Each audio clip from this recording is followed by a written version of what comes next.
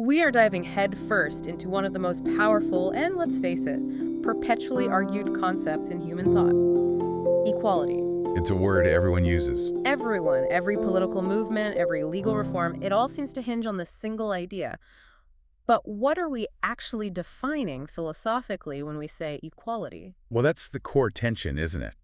Our book, which is this fantastic analysis using an Adlerian critique, makes it clear we're not talking about one concept. No. We're talking about two distinct, often conflicting ideas that were born right at the very start of Western philosophy. Exactly. So our mission in this deep dive is to trace those two paths. You've got Plato's ideal on one side and Aristotle's practical approach on the other. And we'll see how they've been reconciled, repurposed. And are still driving debates today. If you want to understand the deep structure of what fairness even means, this is for you. We're aiming to give you that clarity. And it is vital to see that duality. Recognizing that the entire Western discourse starts from these two co-equal origins is the key to unlocking everything that follows. Before we jump into those origins, just a quick note. You are experiencing a unique two-voice AI conversation powered by Google's Notebook LM for deeper, more dynamic book analysis. Seuss! Okay, so let's unpack this. We have to start with the idealist, Plato. The book defines his approach as metaphysical and transcendent. Now, that sounds pretty esoteric. What does that mean for us, that the first big definition of equality actually placed it outside of our reality? It means that for Plato, true equality isn't something you can find here in the physical world. It exists in an ideal realm. The realm of the forms. Exactly, the forms. It's perfect, unchanging, and totally separate from this flawed world we inhabit.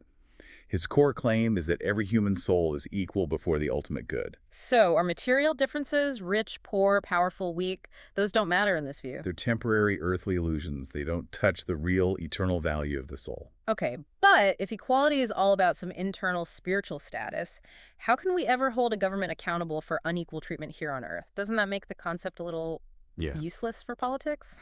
Not useless, but it's secondary to a higher ideal for him, which is justice. For Plato, justice means everyone fulfilled the role they are naturally suited for. The whole system is designed for the harmony of the city-state. Equality is that baseline truth about the soul, but it has to be tempered by function. So if my role is to be a laborer, and I do that well, Then you are just as important in a cosmic sense as the philosopher king who is fulfilling his role. It's about the health of the whole, not about individual rights as we think of them. Okay, now let's pivot shortly to Aristotle. He takes this and just brings it crashing back down to reality. A completely different approach. The book calls his philosophy teleological and immanent. Let's break that down. Sure. When we say teleological, we mean he's focused on the end purpose, the telos of things. The goal. The goal. He wants to know how society functions to achieve the good life. So his idea of equality is entirely practical. It's rooted not in some ideal soul, but in the nature and function of people inside the city-state. And this is where we get that classic definition of equality as proportionality, which I think is probably the most misunderstood part of this whole conversation. Absolutely. For Aristotle, equality is applied through what he calls distributive justice. It's the idea that you should treat people equally if they are equal in merit or contribution that's relevant to the goal. So give us an example. Okay, think of a race. If you're distributing prize money, the winner and the person who came in last contributed unequally to the outcome of winning. Right. So treating them equally, giving them the same prize, would actually be profoundly unjust. The just thing is to treat them proportionally to their merit. That just makes the tension crystal clear. We start the entire Western tradition with this deep philosophical friction. Is equality an ideal universal state of the soul, like Plato says, or is it a proportional, earned, functional tool of justice, like Aristotle says? And that tension is baked into everything that comes after. It's the difference between saying all people are inherently equal and saying all people deserve equal treatment under certain circumstances. So how did the next major philosophical era, the medieval period, deal with this? This is a huge contradiction. Did they just pick a side? For the most part, no. They attempted a really masterful theological reconciliation. Thinkers like Augustine and Aquinas, they blended both classical paths. How did they manage that? Well, they used Platonic metaphysics to establish the baseline of humanity. All souls are equal before God. That sets up the transcendent universal equality. So God's divine order basically steps in for Plato's form of the good. Precisely. But then They brought in Aristotle's practical reason to manage society here on Earth. Social justice could remain proportional, reflecting a functional hierarchy. And that hierarchy was justified by... By natural law, which they saw as God's plan for the world. So they created this unified theory where equality was universal in its essence, but proportional in its social application. They kept both ideas alive under one big spiritual roof. That synthesis sounds incredibly powerful. It holds that dual origin in a kind of balance for centuries. It's a remarkable intellectual achievement. Yeah. But it's also inherently fragile once it gets challenged. Let's pause right there before we get to the Enlightenment and see that synthesis start to shatter. Remember, you can find more in-depth analytical insights on these foundational philosophical shifts on Mindful Moments, our YouTube channel offering AI book analysis, summaries, and critiques inspiring reflection and rational thought. All right, the Enlightenment. This is where the focus shifts completely.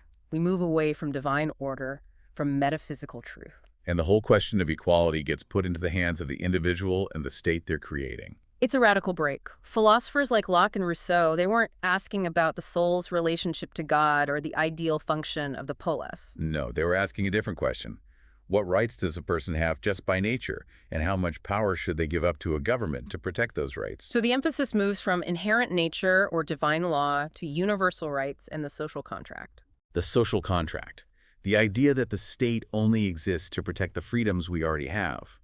The central shift is that you're defined not by your place in a divine plan, but by what legal rights you have simply by being human. And that move laid the groundwork for modern democracy. Legal equality before the law became the main definition people worked with. Right. It often pushed aside the pure Platonic ideal and heavily modified Aristotle's idea of merit. This is fascinating because we've gone from a transcendent ideal to a practical proportion, and now we've landed on a kind of legally enforced universality. So what does all of this history mean for us today? The debate obviously hasn't stopped. It hasn't. It's just become more complex because now all three of those definitions, ideal, proportional, and legal, are all in play at the same time. Which is why it's so polarized. Exactly. Modern perspectives, you see them in thinkers like John Rawls or Robert Nozick, are essentially trying to resolve that old classical tension, but now within the rules of democracy and capitalism. They're arguing about equality of opportunity versus equality of outcome. That's the big one. Let's break that down. When people today argue for equality of opportunity, they're really echoing Aristotle, aren't they? Focusing on merit and function. They are. The idea is we all start the race at the same line, and the outcome should be proportional to effort. It's about setting fair rules for the competition. But the demand for equality of outcome, that feels like it touches on that older Platonic sense of a universal pre-societal fairness. It does. Think of Rawls' famous veil of ignorance, the idea that a just society is one you'd agree to join even if you didn't know your place in it. That's a powerful echo of the soul's fundamental equality. So much of modern debate is just a battle over which of these classical definitions should have priority now. That historical background is crucial. Yeah. But the book doesn't just stop there. It gives us a really rigorous tool to evaluate all these claims, the Adlerian critique framework. And that's what makes the text so useful. This framework maps any claim about equality to evidence, and that it classifies it according to Adler's hierarchy: opinion, knowledge, understanding, and wisdom. This moves the debate away from pure rhetoric and towards actual rigor. Can we walk through an example? Let's take a modern claim, something like taxing the rich at 90% is the fairest system. Where would that fall? Well, if it's just presented as a feeling, a gut preference for redistribution, it's classified as opinion. Okay. If the person cites historical data and economic models showing that, in a specific context, that tax rate correlated with high growth, then it moves into knowledge. It's a verifiable fact about the past. But knowledge isn't the same as understanding. Not at all. Understanding is when you can explain why it worked or failed. Synthesizing economic theory, historical context, human psychology, you see the causal links, not just the correlation. And the highest level, wisdom. Wisdom is when you can apply that understanding ethically and practically across different situations, ensuring it actually achieves justice and upholds human dignity. That framework is so useful. It forces a kind of philosophical discipline on the argument.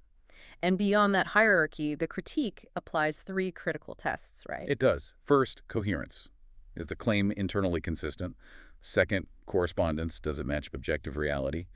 And third, pragmatic validity? Does it actually work in practice? Or does it lead to destructive consequences? So any serious policy claim about equality has to pass those tests. It should, yes. Which brings us to the ethical application. The framework has a kind of ultimate check on power. It does. It uses the golden rule as an ethical firewall. Any judgment about equality has to uphold reciprocity and respect for human dignity. And it does this by asking one critical question of any proposed system. Which is? Would this principle be acceptable if you suddenly switched roles with someone else in the system? If the principle only benefits you from a position of power, it fails the ethical test instantly. That role reversal test is a powerful tool for civic life, connecting all this philosophy back to us. And finally, the civic implications are weighed against constitutional goals like justice, general welfare, and liberty. This ensures a balanced, historically proportionate, and ethically rigorous approach. You can't just maximize one thing, like equality of outcome, to the point that you completely destroy liberty. This has been a really comprehensive deep dive, tracing their concept from Plato's transcendent forms all the way to a modern critical framework for policy. The main takeaway for you, the listener, is that the book structures these ideas by constantly weaving between the classical, medieval, and modern views. Highlighting that continuity and divergence. Exactly. The arguments you hear on the news today are, in many ways, just new versions of these very old philosophical battles. Which really raises an important question. If we connect all this to the bigger picture, how many of our modern debates over equality, political, economic, social, could be instantly clarified or maybe even resolved if we just first agreed on which tier of that Adlerian hierarchy the core claim actually belongs to? Is it opinion, knowledge, understanding, or wisdom? Imagine achieving that clarity before the political commitment. A brilliant final thought. Click the link on screen for the in-depth book summary. Subscribe, share, purchase via link, and think rationally. See the many genre-based book podcasts at Mindful Moments. Nourish your mind on the go.